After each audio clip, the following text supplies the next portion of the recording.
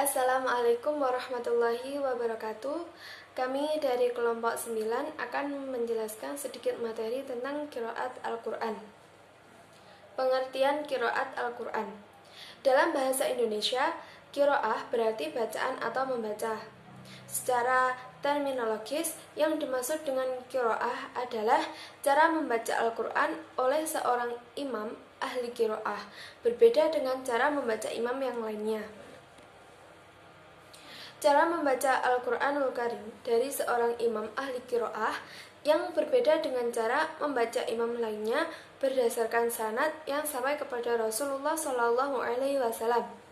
Tampak dari dua definisi di atas, bahwa pengertian qiraah di sini tidak sama dengan pengertian qiraah dalam percakapan sehari-hari, yang sepadan dengan tilawah, yaitu hanya sekedar dalam pengertian membaca atau bacaan, atau qiraah dalam pengertian membaca Al-Quran dengan irama atau lagu tertentu.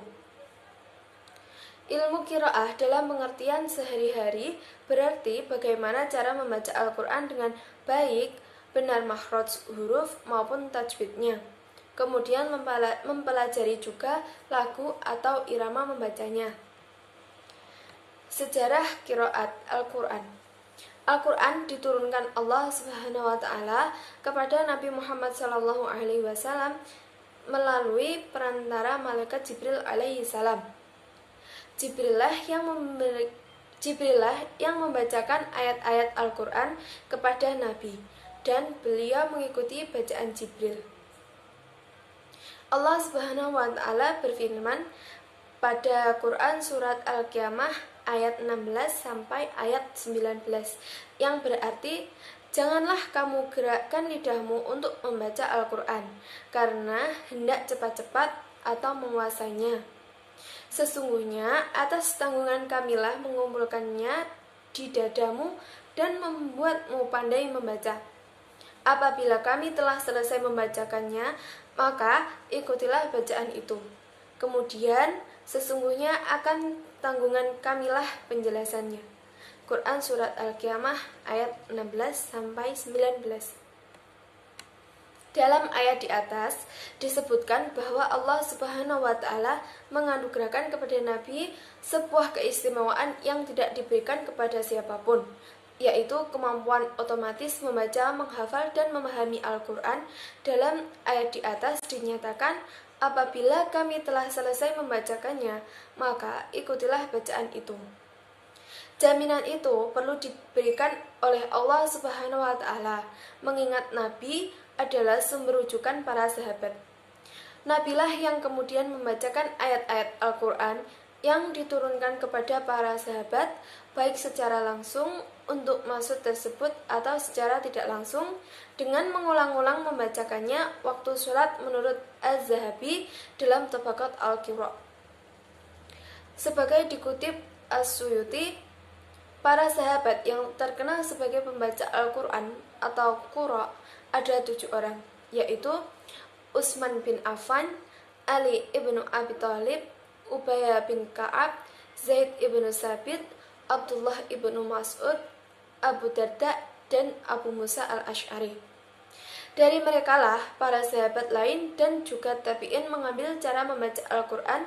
Sejumlah sahabat mengambil cara membaca Al-Quran dari Ubayyah ibnu Ka'ab. Mereka antara lain Abu Hurairah, Abdullah ibnu Abbas, dan Abdullah ibnu As-Sa'id. Di samping dari Ubayyah ibnu Abbas juga mengambil qiraah Al-Quran dari Zaid ibnu Sabit. Dan selanjutnya akan diteruskan oleh saudara Salsabila. Assalamualaikum warahmatullahi wabarakatuh. Nama saya Salsabila. Saya akan menjelaskan tentang kualifikasi qiraat standar. Diterima atau tidaknya sebuah qiraat oleh para ulama tidak ditentukan oleh orang atau siapa qori'nya, tetapi ditentukan oleh standar tertentu menyangkut 3 hal, yaitu 1. Kesesuaian dengan salah satu mushaf Utsmani. 2. Kesesuaian dengan kaidah bahasa Arab walaupun dalam satu segi. 3. Kesahihan sanadnya. Kesesuaian dalam salah satu mushaf Usmani yaitu untuk mengantisipasi perbedaan pendapat dalam membaca Al-Quran yang sudah terjadi di beberapa daerah, seperti yang dilaporkan oleh Hudzaifah ibnu al-Yaman, agar tidak menjadi perselisihan dan perpecahan umat. Maka Khalifah Utsman bin Affan memerintahkan kepada sebuah tim untuk menulis ulang kembali Al-Quran ke dalam beberapa mushaf dengan acuan utama mushaf Abu Bakar. Kesesuaian dengan kaidah bahasa Arab walaupun dalam satu segi. Karena Al-Quran diturunkan dalam bahasa Arab, maka satu qiraah baru diterima apabila sesuai dengan kaidah bahasa Arab, walaupun hanya dalam satu segi. Dari beberapa segi kaidah bahasa Arab, baik yang fasih maupun yang lebih fasih, baik kaidah yang disepakati ataupun kaidah yang diperselisihkan, asal tidak perselisihannya berbahaya. Tetapi jika satu qiraah terbukti berdasarkan sanad yang sahih berasal dari Rasulullah SAW, para ulama qiraah akan menerimanya sekalipun tidak sesuai dengan kaidah bahasa Arab. Sekalipun para ulama nahwu menyatakan bacaan itu ganjil dari sisi bahasa Arab, karena qiraah adalah sunnah yang harus diikuti, tidak boleh ditolak hanya dengan alasan tidak sesuai dengan kaidah bahasa Arab. Kesahihan sanadnya. Semua cara membaca Al-Quran bersumber dari Rasulullah SAW, maka qiraah yang dapat diterima hanyalah yang terbukti kesahihan sanadnya sampai kepada Rasulullah SAW. Qiraah itu haruslah diriwayatkan oleh perawi yang adil dan dhabit di semua tingkatan sampai kepada Rasulullah SAW, tanpa ada syadz dan ilat sedikit pun. Bahkan tidak hanya sahih, mereka juga mensyaratkan riwayat itu harus masyhur menurut para imam yang dhabit, tidak memiliki banyak kekeliruan, dan tidak dinilai oleh syadz oleh sebagian ulama. Wabarakatuh. Perkenalkan, nama saya Ahmad Fikri Azizi. Di sini saya akan melanjutkan penjelasan dari rekan-rekan sebelumnya mengenai macam-macam qiraat. Qiraat terbagi menjadi 6 bagian.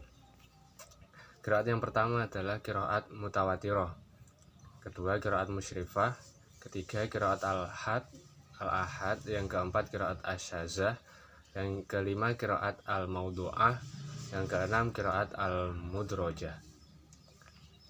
Langsung saja untuk menyingkat waktu, selanjutnya mengenai keragaman qiraat dan implikasinya terhadap dalam tafsir dan implikasinya dalam tafsir. Perbedaan qiraah membawa implikasi tafsir, terutama aspek konklusi atau hukum istinbat. Tetapi pada bagian lain, perbedaan qiraat tidak membawa implikasi penafsiran apapun. Dan poin selanjutnya yaitu tentang hikmah qiraat. Menurut Manna al-Qattan, di antara hikmahnya adalah sebagai berikut. Yang pertama, menunjukkan betapa terjaga dan terpeliharanya kitab suci Al-Quran dari perubahan menyimpang, sekalipun mempunyai sekian banyak segi bacaan yang berbeda-beda. Yang kedua, meringankan dan memudahkan umat Islam untuk membaca Al-Quran. Yang ketiga, bukti mukjizat Al-Quran dari aspek bahasa, karena perbedaan qiraat dapat menampung perbedaan makna tanpa harus mengulang lafadznya. Yang keempat, penjelasan terhadap apa yang mungkin masih global pada ayat yang lain. Sekian tadi penjelasan saya, dan saya mewakili kelompok 9. Apabila ada tutur kata atau perbuatan yang kurang berkenan, kami mohon maaf yang sebesar-besarnya. Sekian, wassalamualaikum warahmatullahi wabarakatuh.